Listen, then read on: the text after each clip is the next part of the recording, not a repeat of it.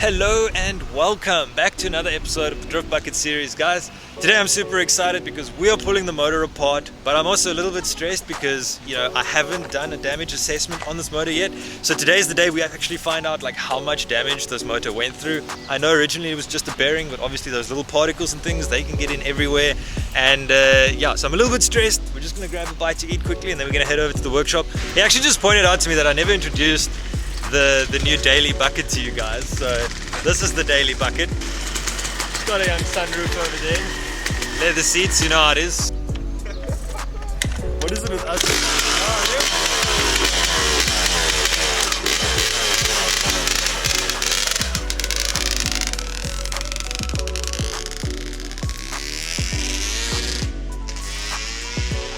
I'm very excited because finally we get to see how much damage there actually was done to the motor.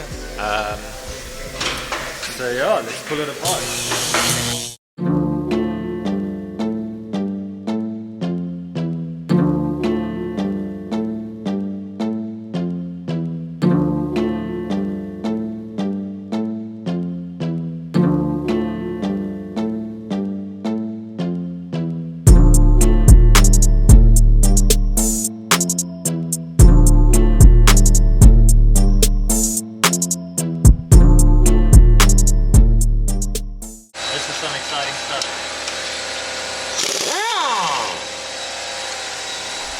There's so much noise, I don't even know if you can hear me, but I'm very nervous.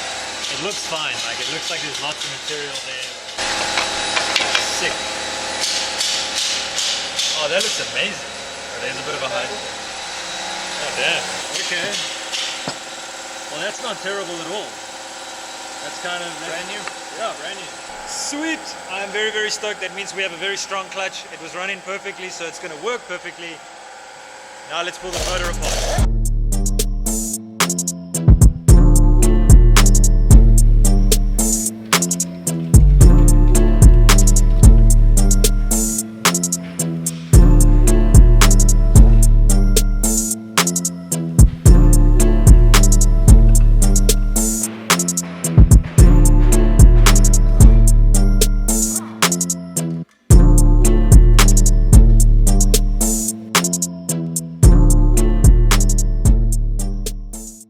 Okay, sick. The time has come. We just took the sump off. Yeah, moment of truth. Johan, what do you think?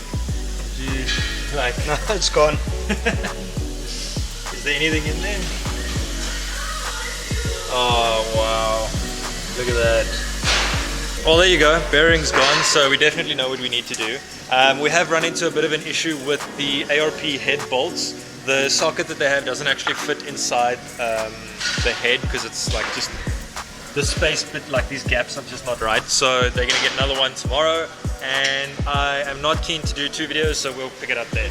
Okay guys, it is day 2. We've obtained the tools that we need to take care of the multi-spline bolts and nuts. We're gonna take the head apart now and take the pistons out, look at the crank, see what the damage is, or see the extent of the damage rather. I'm a little bit nervous and I'm not really in the mood to make a whole sequence out of this.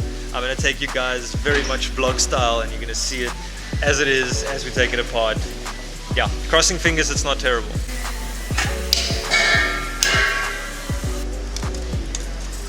Oh, I saw something fall. No, I saw something fall. Okay, no, we're good. It's not metal. I see terrible things. So you say that's hundreds? It's nothing. Okay. It's just a little bit of rust water that's there. Alright, that's cool. Nothing. That's cool. There's your bearing knock. Oof. And this side here might have a knock as well. You can see it by the discoloration. This is a clean rod. Alright. It's not burnt black, and that one is quite a bit of burning on it. Have you succeeded, my friend? Yeah. Alright. Well, there's no bearing. Okay, well, I guess there's the answer. Focus. I don't know why this thing's not focusing now. Come on. Here's another piece. I'll get it to focus. There we go. So that's what's left of the bearing, and you can see it's been chopped. Another piece. Got it there. Oh, look at that. These things are sharp, man. Like this. Wow. Okay, so I guess we've had our first little bit of bad news. The crank is absolutely, it needs a lot of love. So we're hoping, like, that's the one thing, because it's not a stock crank. Well, it's a stock turbo crank, but it's not like a stock BP crank, because this is not the original Mazda motor. Oh, there we go. Doesn't look terrible. Not at all. A little bit of chafing there. Like Perfect. piston number 2. This is your bad boy. Bad boy. Yeah, this is the one that got a hiding. Yeah. It's got a bit of a bow there. I think that's savable. Yes. Really? It's definitely savable, yeah. All Look, right. I mean, like they said, give me cap one there. Usually what happens is the bearing eats meat away around it. They can resize it, and then it caps closer, they drill it, but it doesn't affect the rod's length.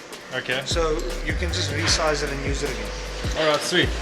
So that's good news, because I mean the reason for buying this motor was all the forged internals and stuff, and having to buy that again would kind of defeat the whole purpose of literally everything that I've done. So I'm very hopeful and very positive for that, but I am concerned about the crank. I don't think we'll be able to save it. Could be a blockage or a dirty pickup or something like that. This is number 3. So we just ripped off the oil pump so we can get the crank off, and I guess now we get to see if there's any damage to the pump, or at least see if any sort of bits and pieces of material went through there. Let's take the spring out, and then you look for the joint part. Then you can take that out, and you cut it shorter, and then adjust it, you know, shorter, and then you stretch that over, and the seal actually binds onto the crank tighter. Clever man. Clever man. Binding eating marks there, and yeah, look what we have there. It's been eating away, so definitely oil pump issue. Okay. That is unfortunately what you are looking at. So basically you're saying oil pump seized up to an extent, drop pressure, and there we go. It's clean. How's that looking? Yeah, that's not terrible.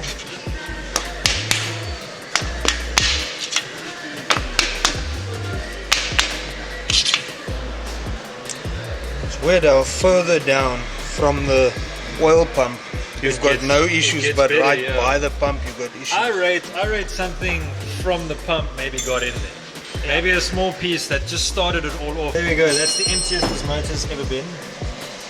How do those bores look?